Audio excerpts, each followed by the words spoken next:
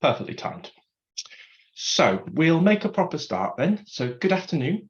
My name's Christopher Stacey. I'm Director of Support and Development here at Clinks, and welcome to this 7th Evidence Library series, I think it is. We do these sessions as an opportunity so that people in the sector are able to ask their own questions to the academics that have been looking at the latest research on an important criminal justice topic. And so this afternoon, we're absolutely delighted to be joined by Dr. Amy Kirby and Professor Jessica Jacobson, and I'll introduce those both in a second. So Amy is a lecturer at the Institute for Crime and Justice Policy Research, which is at Birkbeck, University of London, and she joined the Institute in 2011. I've got that wrong, actually. Amy, correct me. When did you join? That isn't right. I think it was 2010, so not far out. 2010. I knew I had that wrong. And she was awarded a PhD for her study of lay participants' perceptions of legitimacy of the criminal courts. And her colleague Jessica is also with us this afternoon. She's a professor at the Institute, and she's been based at ICPR since 2011. And as the director, she oversees the Institute's programme of work. Now, if you haven't already seen it in the chat, we'll post a link to the Evidence Library publication that they both wrote for Clinks, which we're very grateful for. And we're going to start this afternoon's event by just asking Amy and Jessica a few questions to introduce that review. I'll pose those questions to them and ask them to share their thoughts. And then perhaps the most interesting part of this afternoon's event, not that that won't be interesting, is for you all here this afternoon to ask your own questions that you have. So Russell Webster, who works with Clinks on the Evidence Library, who just gave a little wave there, he'll going to lead the Q&A section in a little while. So if you have a question for Amy or Jessica at any point, please pop it in the chat and Russell will collect them for when we get to the Q&A bit. So without further ado, Amy, Jessica, I tested whether I could hear you by asking you that question then, Amy. So thank you for that. Thank you both for being with us this afternoon. It's an absolute pleasure to have you and really grateful for the brilliant briefing that you wrote for Clinks. Can I just ask you to start by sharing a little bit about procedural justice? Because everyone here this afternoon will have had and hopefully read the briefing that you wrote, but many might not be entirely clear what it even is at its basic level. And so in the context of the criminal courts, could you give us a brief outline of what it is and maybe explain the 4 key features that you talk about of what procedural justice in the courts looks like? Procedural justice, it's quite an academic concept that's kind of over the last 20 years or so been increasingly applied to different aspects of the criminal justice system, like the police, prisons and the courts. It's often associated with an American scholar called Tom Tyler, and he identified 2 main aspects of procedural justice. So the first is fair decision making. So this is the idea that decision makers should be neutral, consistent, transparent, fair, and it's also about respectful treatment. So this is polite and respectful treatment, giving people a voice within the court process and enabling them to feel as though they're being listened to. So specifically within the courts, I'm going to focus on that second aspect because I believe most of you are practitioners. And I think focusing on this aspect will be important because fair decision making is more relevant to, say, for example, judicial decision makers, like judges, magistrates, even juries to some degree. So with a focus on the kind of quality of treatment, the way people are treated, based on our research, which has been several qualitative research studies conducted over the last 10 to 12 years, using interviews with lay users such as victims, witnesses, defendants, and also professionals involved in the process, and observations of court proceedings.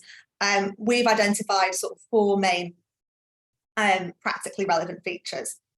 So the first and probably the overarching one is around promoting inclusive, supportive, and humanising interactions in the court process.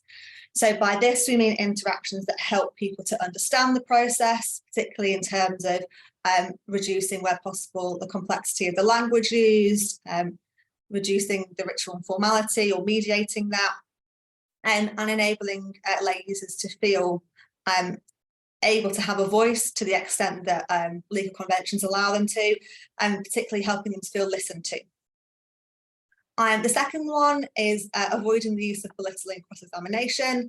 So this is based on an understanding that while cross-examination, by the very nature of the adversarial system, needs to be rigorous, that often what people in our experiences find is it's not necessarily the questions themselves that they can find exclusionary. It's actually the tone and manner in which the questions are delivered. The tone and manner of the questions can be belittling. The third is minimising banter between professionals. So by this we mean minimising overt displays of chumminess or camaraderie between counsel, the judiciary, or other legal professionals. And this can be quite exclusionary to lay users and undermine the seriousness of proceedings. And finally, and this is probably particularly relevant for some of you, is ensuring that lay users are informed at all stages of the process, including around waiting and delays. So this can be before court, during court, and after court. Thanks, Amy. I have a follow-on question around one of those areas, which is around the minimising of banter between professionals. Because when I was reading this again the other day, it struck me that for many people working in criminal justice, particularly voluntary organisations, they might be grappling this at whatever point in the criminal justice system they are working, when working alongside statutory professionals. And I was interested in, from your experience of the research in this area, what are there strategies or ways of working that can help try to minimise that type of banter that you highlight here as being one of the things that needs to be minimised? Yeah, so I'd probably start by caveating this response is that when we're talking about, reducing banter between professionals, we do realise that often in the courtroom environment itself, it's often the only time that all the participants have been in the room together, all of the different legal professionals, all of the different practitioners, and it might be the only chance they've had to really, flesh out some of the issues in relation to the case. But what I would say in response to that question is, really trying to bear in mind and encourage others that there is a real human person or people in the room as well who, whether they're, behind a dock or in a witness box, they can hear what's going on. And I think that's sometimes that, in the kind of sometimes very fast-paced nature of the environment, can perhaps be overlooked. I think it's often a matter of sensitivity and awareness. I mean, sensitivity is really a theme that runs through all the aspects of procedural justice we're talking about. But here in particular, it is being aware of how one's demeanour in court might be seen by others. If you're not taking it seriously, if you're treating it, which for many professionals it may well be just another working day, being aware that for the court users in court, it might be a one-off, it might be profoundly serious, have very far-reaching consequences for them, might be dealing with highly distressing matters. And so the way you conduct yourself and speak to other people in court should reflect that. I mean, I'd also like to add that I'm currently working a project looking at, in a very different area of the justice system, it's looking at coroners' courts and experiences of bereaved people during the inquest process.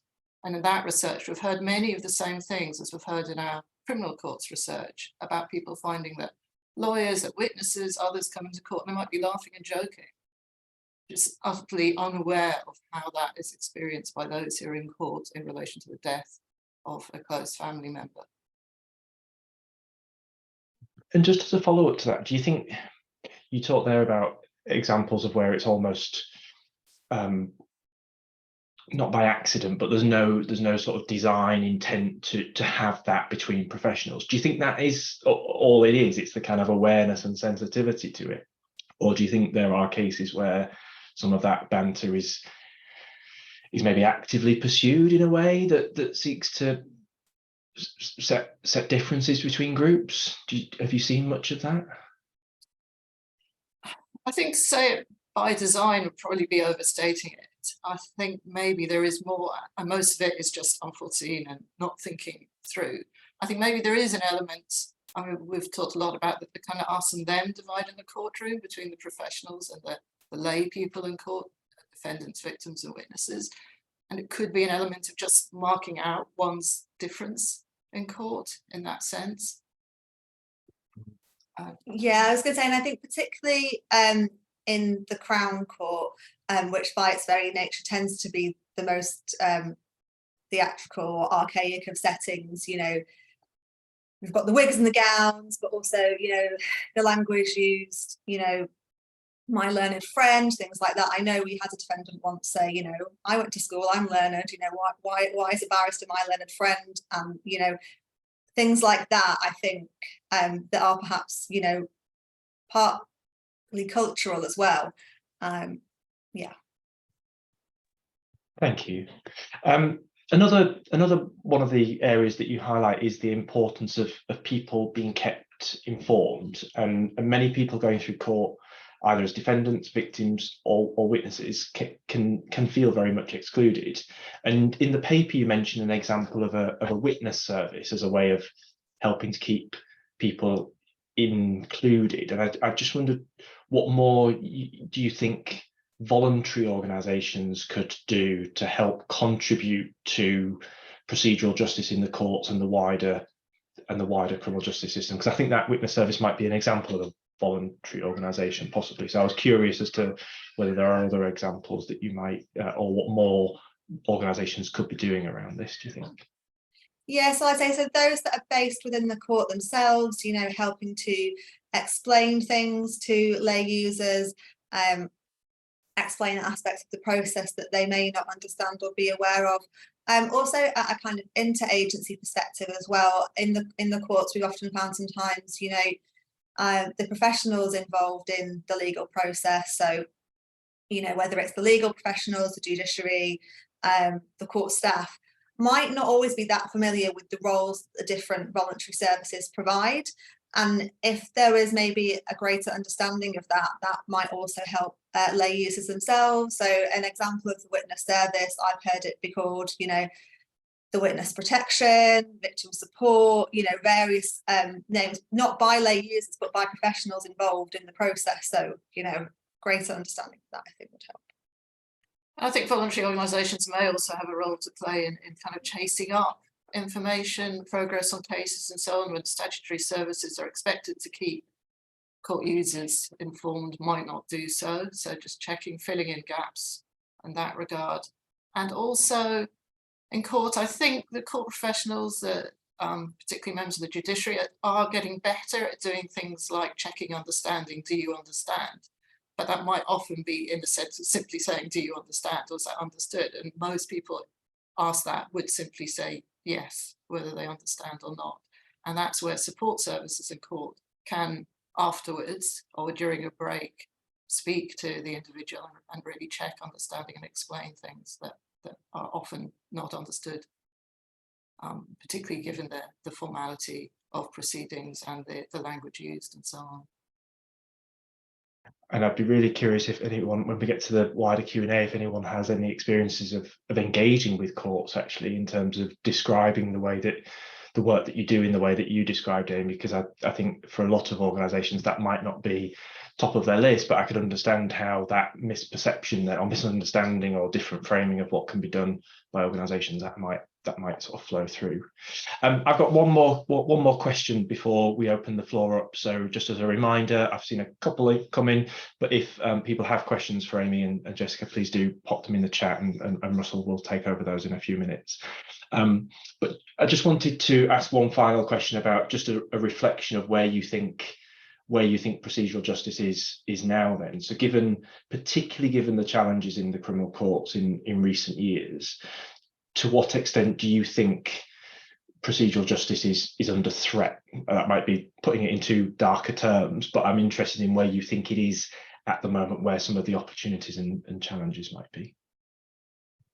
Yeah, well, I think it is difficult in, you know, a highly pressurized environment, particularly when things like efficiency and you know, getting through the daily list, you know, can take really high priority, particularly all the wider pressures affecting the justice system at the moment.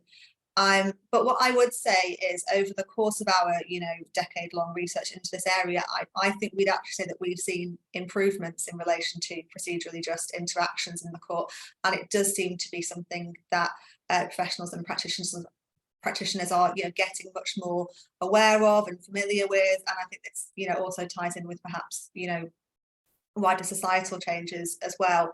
That, you know, this idea that, you know, people do need to be included and involved in the process and treated respectfully is something that, you know, within the constraints of the system, is something that is kind of doing, you know, reasonably well.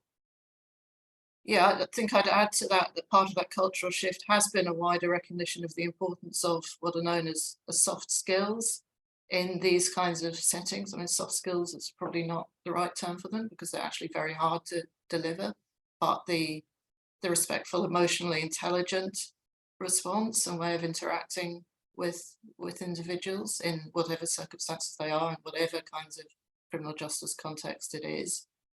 As an example of how that is being more widely recognised, I think I was recently involved with colleagues in developing a training film for judges for the Judicial College, which is all about how can judges better engage with court users in different kinds of courts settings, not just the criminal courts.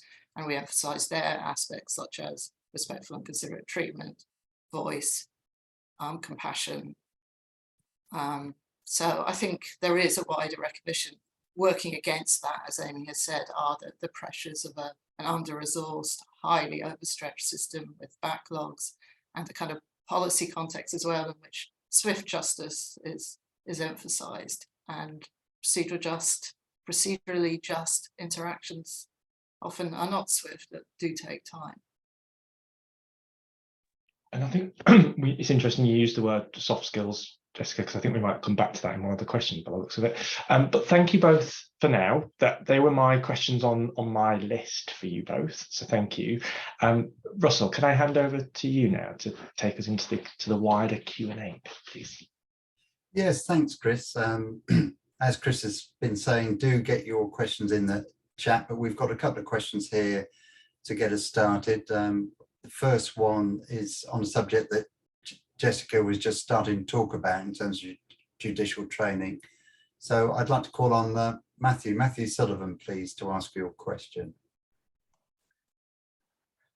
Yeah, it was an interesting point that you'd made about the lack of training of professionals, maybe the lack of awareness of professionals of the need to be emotionally intelligent, but that is a learned skill for many people. So to what extent are the professions providing that training during the education process? That was my question. Before they even become justice professionals, they should learn about the psychology that they need to apply when dealing with people who are in difficulties. That's a difficult question to answer because I think it varies hugely by the sector and the type of professional. I think, again, it's something that certainly in some institutions is being more widely recognised. I think certainly training around needs and what different kinds of needs court users might have and how they can best be responded to is becoming more common. I think training in the actual skills needed to deliver that is much more difficult. I think it's often seen as almost a matter of personality, which can't be trained. I'm sure that's not the case, but I think that's an assumption that's often made. I don't know. I mean, I'd be interested if you've had experience of training in this regard, or what you think that the main gaps are. Amy, do you have anything to add on that? I was just going to say, I think it also, because I think you touched on this slightly, is new practitioners coming through the system, perhaps, very much we saw in our first Inside Crown Court study, I think, examples of, I think game playing was a concept that we heard a lot, from lay users, and this idea that, the adversarial system is seen as a contest, and I think one of the quotes we had was, it's who told the best story won. But I think with more of a focus on procedural justice, some of the ideas of procedural justice, it might be argued, are, slightly in contention with aspects of the adversarial process. So I think we particularly see that within the kind of the debate around cross-examination and what is aggressive cross-examination, how do you define that? And I think that's something that might be perhaps gradually evolving, with practitioners coming through the system more, recently.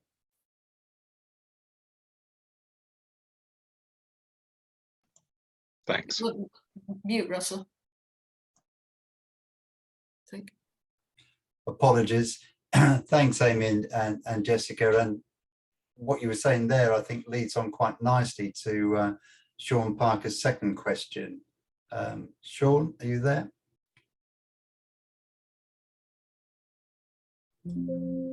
Yeah, hi. Thank you, Russell. Yeah, I just wanted to ask, thank you for the presentation. What part of this process do you think that the barristers themselves, that the legal profession themselves, are going to see it as a threat by a bunch of charities, do-gooders? The way the barristers speak, it's not how the people in this chat room are going to speak. Do you know what I mean? They're going to see it in this horribly venal way. Do you know what I'm talking about? Does that make any sense? Yeah, I think so, at least partly anyway. And I think it's kind of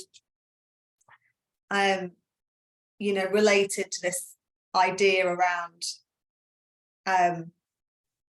sort of the adversarial point that I just made. I mean, they might see it as a threat, so some might see it as a threat, but I think what I would argue is that quite a lot of the stuff around procedural justice, it can be seen as cultural shift rather than as a threat to the very sort of the legal structure of the system. If that makes sense. Yeah. What sort of does that kind of cultural shift actually mean? What would it be, the cultural shift? Because that's a vague term, an interesting term, but not entirely defined. Yeah, so I think it would be around things like ways that ritual and formality can be reduced. So obviously, if we're talking about it more culturally rather than structurally, if we're talking about reducing legal and formality, ritual and formality from a structural point of view, it might be saying, we should get rid of wigs and gowns. But actually, if we're talking about it more from a cultural point of view, it might be more like, how can we make the language more understandable to a lay user? So, to what extent does it need to be theatrical? So with the example I've mentioned of, my legal friend or terms like that, if language has to be put in a very certain way legally, can it be explained to a lay user afterwards by someone who is able to kind of translate it into an understandable way? Does that make sense? Answer the question? Yeah, very much. Thank you. I think an issue that can really crystallise this is cross-examination, because traditionally lawyers are taught to conduct cross-examinations in a particular way, which includes undermining, using legal questions, putting people off track and so on. And increasingly, particularly if the witness being cross-examined is vulnerable, they are prevented from doing so. And I think that's where there is a change. There is a change in training. There's a change in what legal rules allow to an extent, but there's necessarily a tension there. And also, clearly, cross-examination also has to remain robust. And what it's all about is challenging the evidence. So it's something that is being worked through. But I think there is no longer acceptance of certain kinds of very bullying and demeaning questioning of witnesses, particularly, for example, in cases of alleged sexual offences. No longer the kind of bullying questioning that had once been permitted. I think he wants to come back there, Sean. Yeah, if that's okay. It's such an interesting part where there's a lot of people inside who are autistic or suspected autistic, and they didn't speak in court because they were too frightened to. And how I can see it, there is a judge who's basically in control of that court, she, who, and it depends on the amount of understanding and care they have about the autistic question, which the rest of society is very good on, our part of society, but that part of society doesn't care about. They just care about results. And that's what a lot of the inmates say, and a lot of observational and a lot of research that I've done says too. It's about the relationship between the autistic person and the judge. No? I think, yeah, I think judges also have a role to play in things like ground rules hearings now, which are expected where court users are, there is, for example, a defendant who is autistic, and there should be discussion now in advance of the kind of language that is used and the kind of interaction that takes place. And it certainly doesn't happen all the time, doesn't work all the time, but there is a growing expectation of that kind of process within court proceedings. Hope so. Thank you. Hope so. And can I ask the two of you to kind of also talk a bit about the role of the clerk in magistrates' courts, because certainly sometimes an experienced bench will take control of proceedings, but sometimes it's the clerk who's the kind of dominant figure and can play this role, if you like, in making sure that everyone understands what's going on. I'd be interested in your thoughts there. Well, I particularly noticed it in the magistrates' courts with unrepresented defendants, and how their experience could perhaps differ markedly depending on the legal advisor. So you might have some that kind of went out of their way almost to explain things, give them a pen and paper, try and break things down to them, and others who for whatever reason might not do it in that level of detail, and that can have a real impact.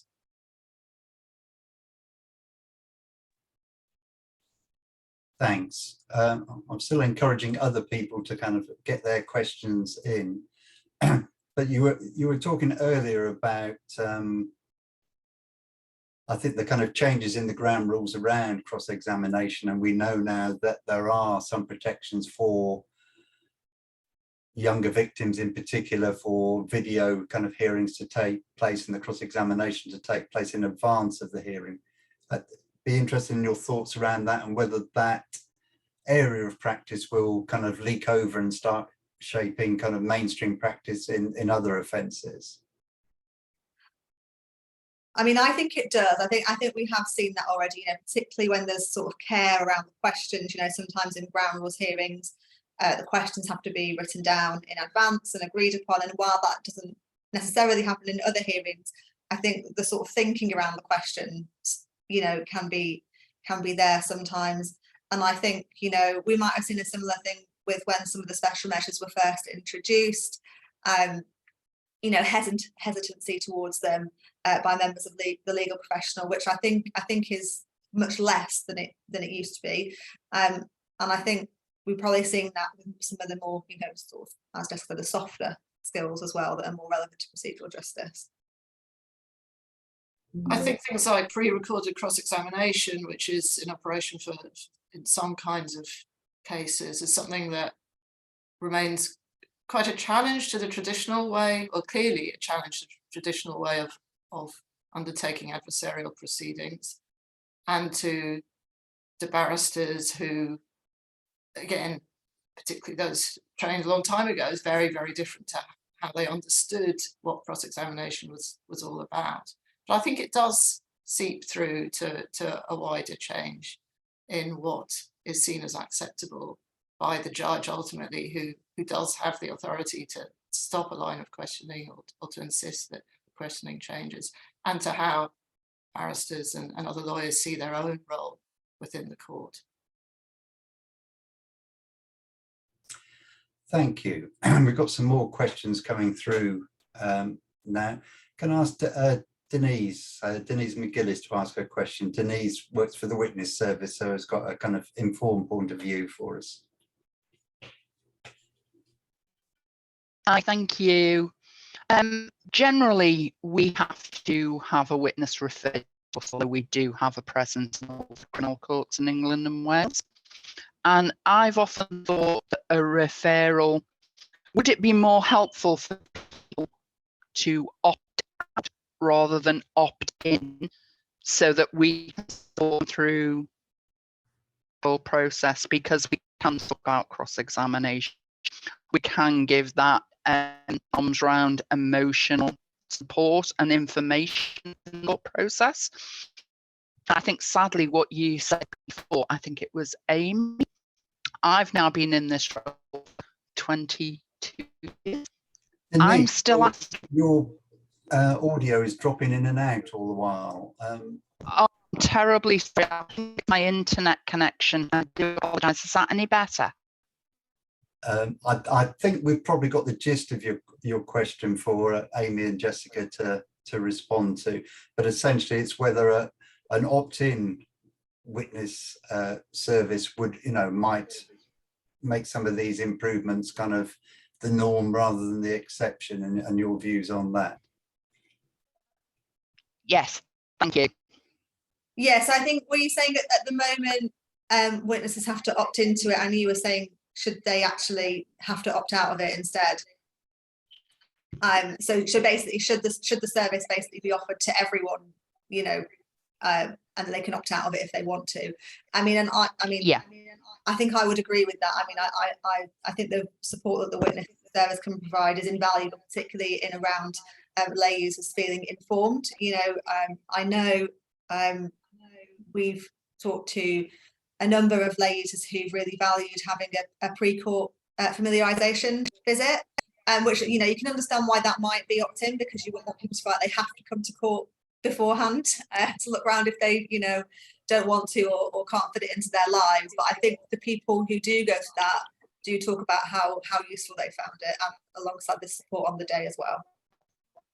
I think also the support is so important, because I think people don't know until they're there what they might find difficult about the court process and about giving evidence. And there's quite a lot of talk about vulnerable court users, and it should be recognised that anybody who has to go to court is potentially vulnerable and may need support. And it is very daunting going to court in whatever capacity.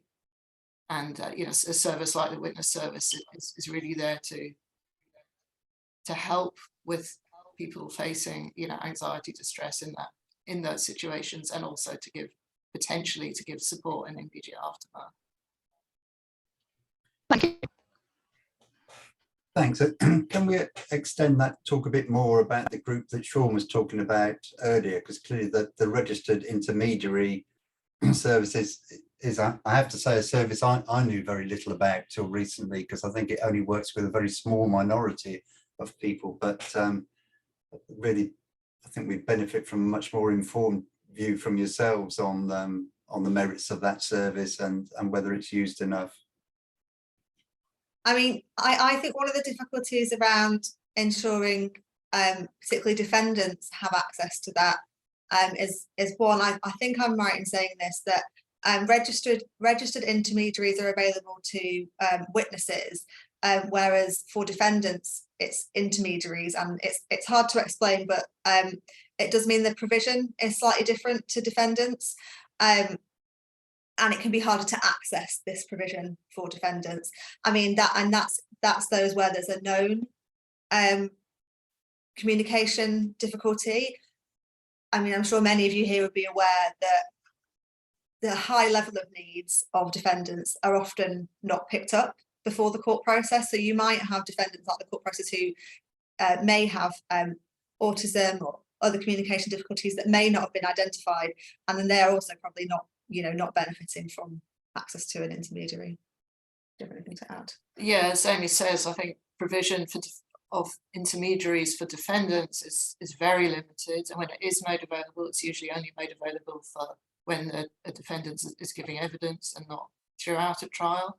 Whereas in fact, I mean, they can play an extremely important part in making the entire process accessible to the defendants, and including in relation to things like ground rules hearings and what kind of language should be used, whether breaks should be offered, a whole array of adjustments that might be needed for a defendant who has different kinds of language communication comprehension difficulties. Thank you very much. I know Chris is interested. I'll let him ask his own question, but I think you know, how the UK, how England and Wales compares to other jurisdictions. Obviously, some other jurisdictions don't have adversarial, have different models of justice, and whether that makes a difference. Yeah, I was just I was interested in just if you've any reflections on how we compare to other countries, and if there's a couple of things on a wish list that you'd want to borrow from other countries that you'd encourage the UK to have to improve procedural justice in the courts.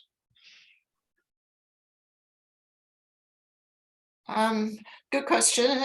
Interesting. I mean, I know intermediary schemes are something that have been tried in various jurisdictions. I think with slight tweaks. On the top of my head, I'm not sure that I can point to an area that or a jurisdiction where it's been especially successful.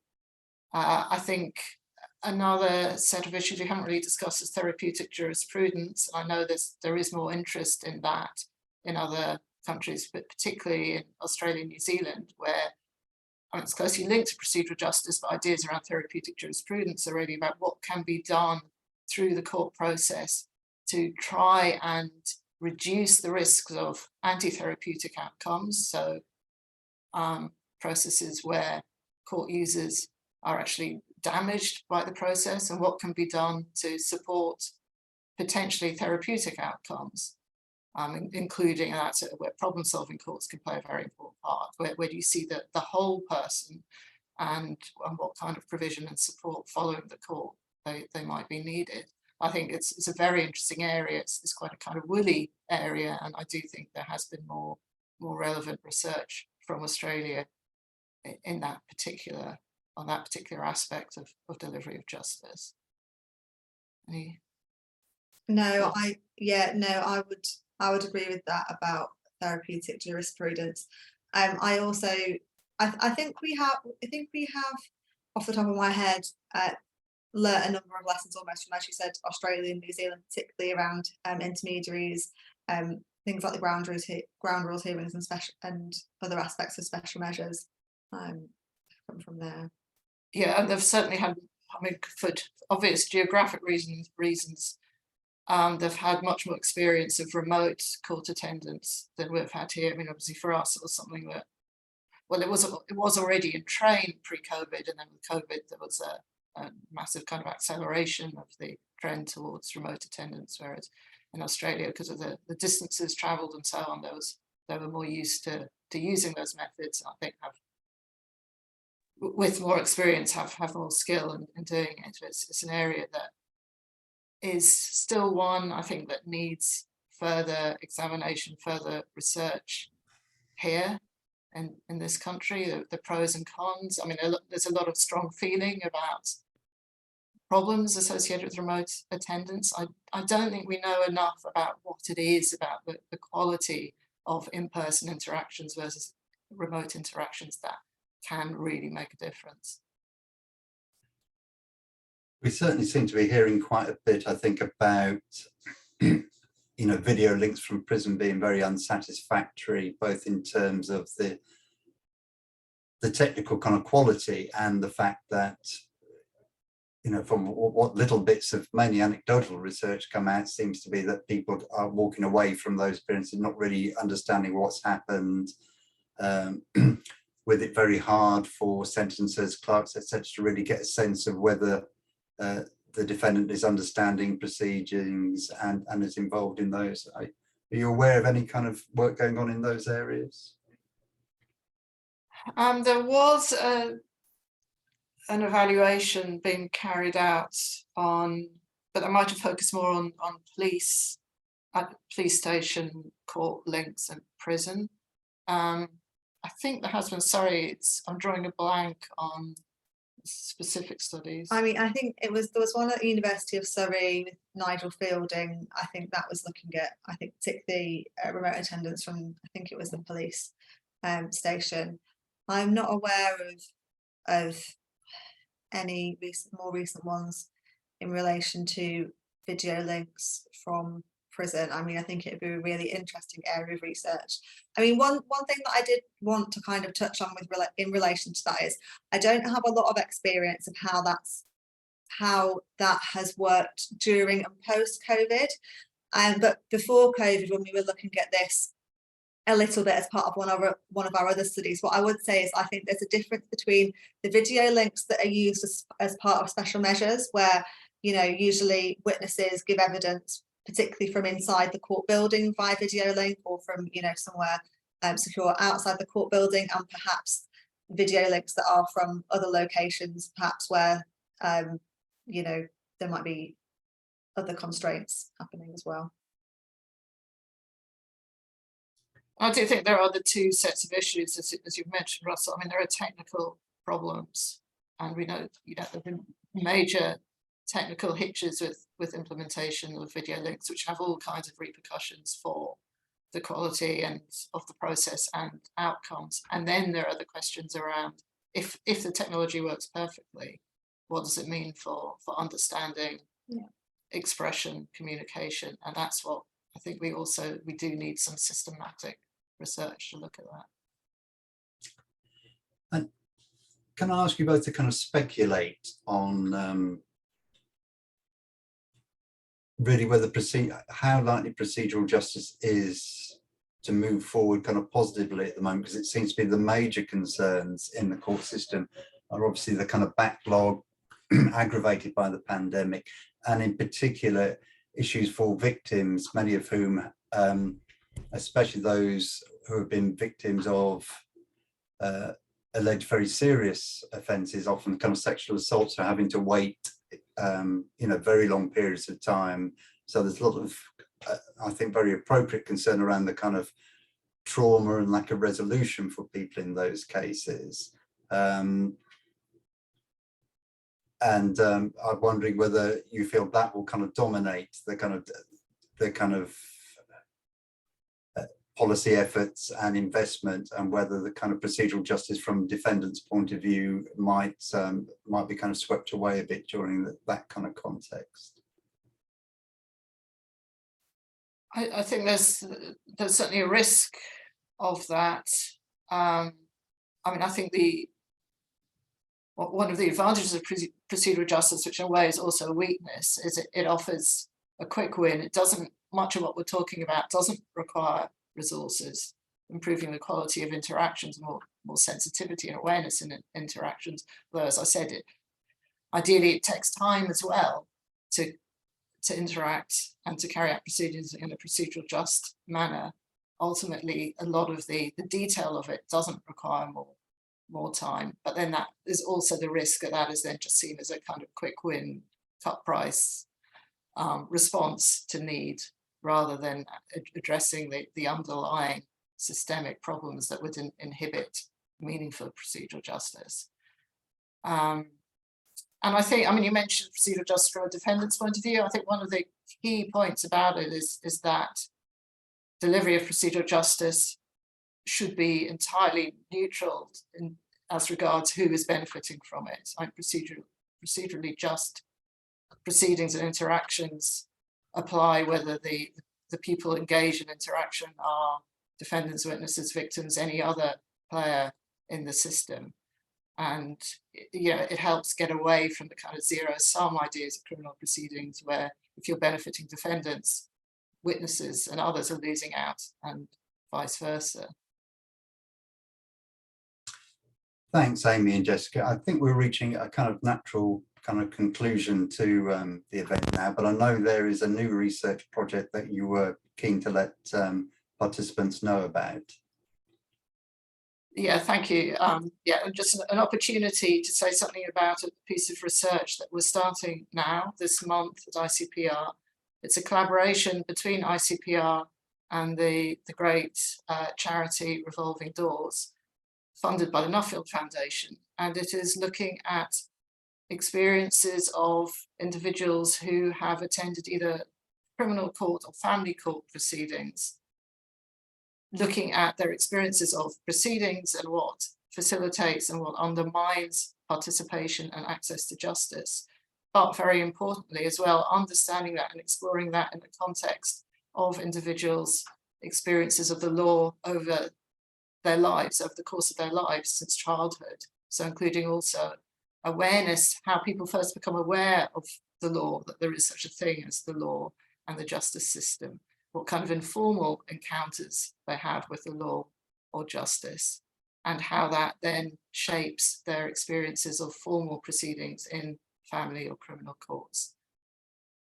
So that's a piece of work, as I said, it's starting now and it's going to be running over the next couple of years. And I hope it will be able to shed light on many of the kinds of issues we've been discussing today. Thanks, Jessica. That sounds really interesting. We look forward to that. I think Sean would like to sneak in a quick final question before we go. Thanks, Russell. I got cut off there. I don't know what happened. Technology. I can't actually see the chat box anymore. What's the question I was going to ask? Could you ask it for me, please? Sorry. No, I just saw you put your hand up, Sean, so just a misunderstanding. So, well, no, yeah, I was kind of keen to ask something, if that's all right. Far away. Cheers. What happens actually in the courts is that it's happening again. Can you hear me? Yeah.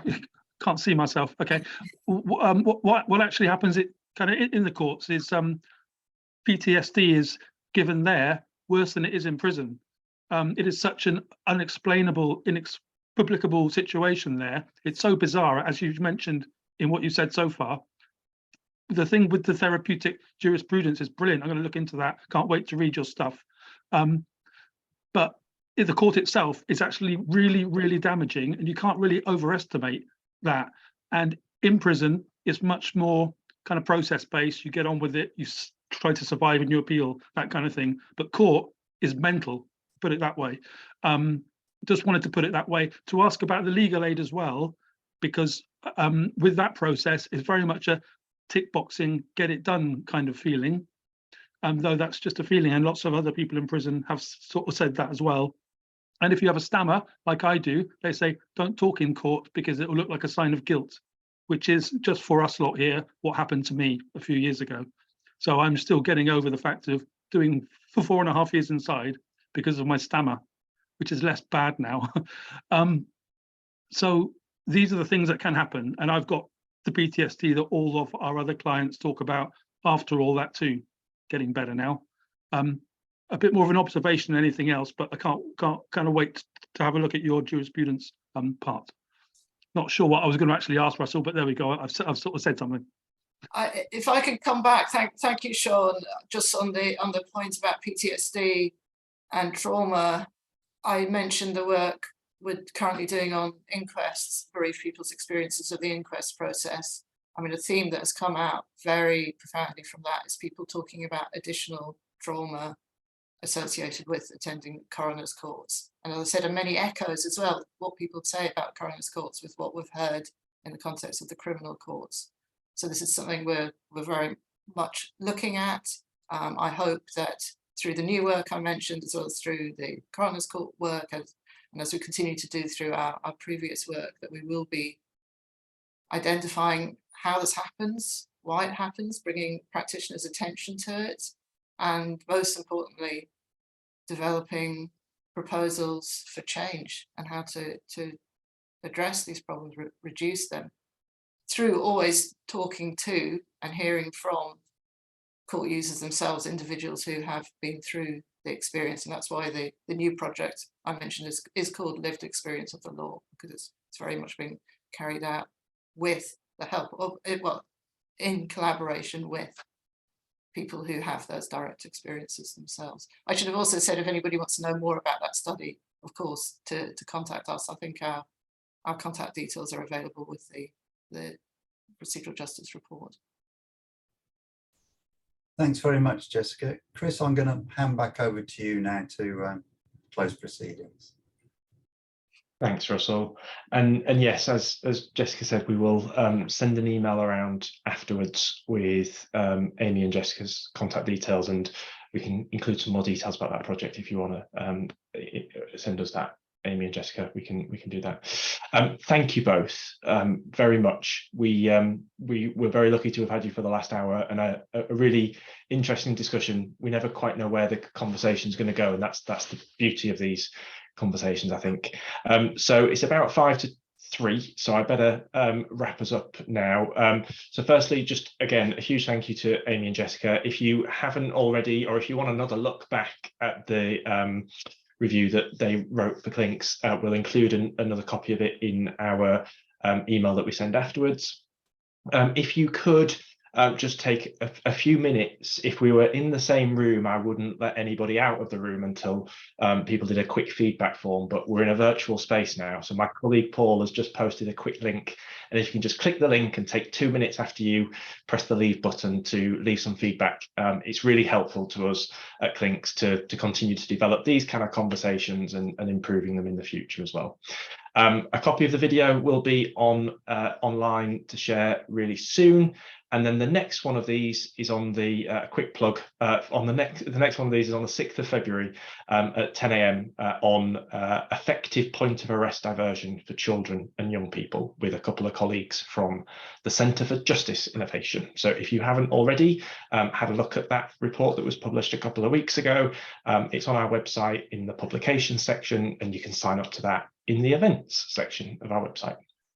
In the meantime, thank you all for coming. I hope you found it useful. Thank you again to Amy and Jessica, and have a good rest of the day, everyone. Take care. Thank you.